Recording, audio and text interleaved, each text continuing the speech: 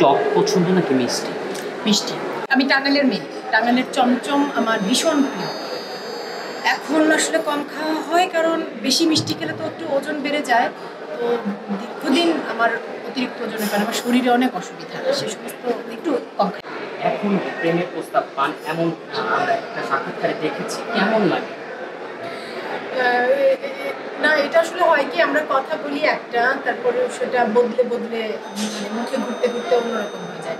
এরকম আমি বলিনি, আমি বলেছি যে আমাদের শর্মিলী আন্টি, দিলার আন্টি, তারা তাদের বয়স, দিলার আন্টির বয়স ৮০-৮০-র উপরে।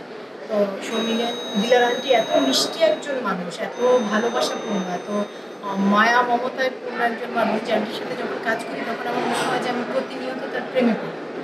সেটার সূত্র ধরে আমি বলেছিলাম যে আমি যদি তাদের বয়সে, আমি যদি কতদিন বেঁচে থাকি, সৃষ্টিকর্তা আমি জানি না কতদিন হায়াত রেখেছেন, যদি বেঁচে থাকি, সুস্থ থাকি, তাহলে তাদের বয়সে গিয়ে যদি তাদের মতো মায়াময় হই, তাহলে তো লোকে আমাকে দেখে মনে হবে যে প্রেমে পড়ি। আমার যেমন দিলার আন্টি, শর্মিলী আন্টিকে দেখে মনে হয় প্রেমে পড়ি, সেরকম বলেছি। সর্বশেষ একটা প্রশ্ন, আমরা কিছুদিন ধরেই দেখছি যে দেশে অস্থিরতা চলছে, আমাদের অনেক আর্টিস্ট এরকম মেহজাবি থেকে শুরু করে সবাই বিভিন্ন প্রোগ্রাম করতে গিয়ে বাধার সম্মুখীন হতে হচ্ছে, এই বিষয়টা আপনি কি বলবেন?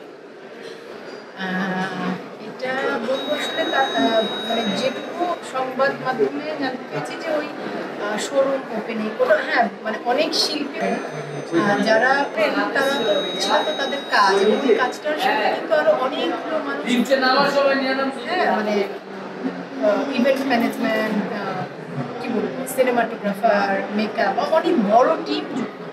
তো কাজে যদি এরকম বারবার বাধা তৈরি হতে থাকে, সেটা তো আসলে অনেকগুলো মানুষের উপার্জন, রুজির মধ্যে আঘাত আসে।